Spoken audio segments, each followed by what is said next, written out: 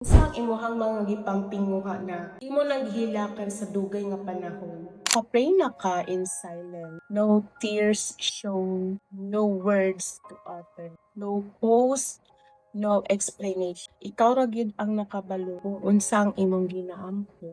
No one noticed, no one asked, no one even knew that you are struggling.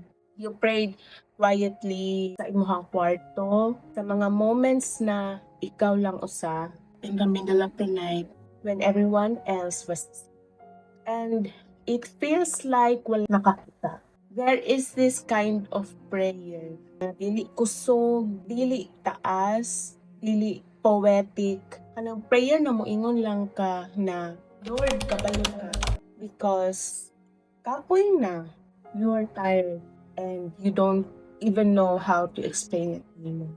But listen to this, even if walay nakakita sa imong prayer, even if walay nakadungog, God did. Wala siya naghulat, imuha na i-explain tanan in perfect words. Before you even speak, God already knows. Maybe you've been praying, pero wala pa kayo nakita ng mga answers. And you start wondering, ginapaminawan ba ko sa Ginoo? Nadunggan ba sa Ginoo ang akong Anong na ako'y mga gipang-ampo nga wala ning abot. Pero nganong ang uban naa sila'y ginaampo pero ilahan ng nakuptan. Did God even hear me? Bisan pa na makapangutana ka nga, Lord, dili ba nako deserve maangko ng akong mga gipang-ampo? Dili ba nako deserve, Lord, nga nagatuo man unta ko sa imo? Sometimes God is working quietly, just like how you pray quietly. Wala ta nakakita sa mga behind the scenes. He's already preparing the answers to your prayers. If walay nakakita sa imong mga luha, nakakita ang Ginoo. If no one heard your silent prayers, rest assured that God did. God heard every word, even the words that you couldn't say. Keep praying, even when it's quiet, even when it is short.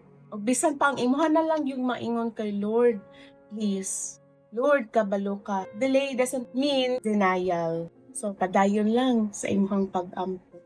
Your silent prayers are loud enough to move God's heart. And that's more than enough. Let's not put any doubt sa atong mga prayers. Not everything that we see online are something na dapat natong himuong fuel na mainggit, na masina, or mag-question sa unsang kapasidad sa Ginoo. Dili ta magbutang og pause, dili ta magbutang og pagduha-duha. Kay someday, kita na pod ang mag-celebrate sa atong mga answered prayers.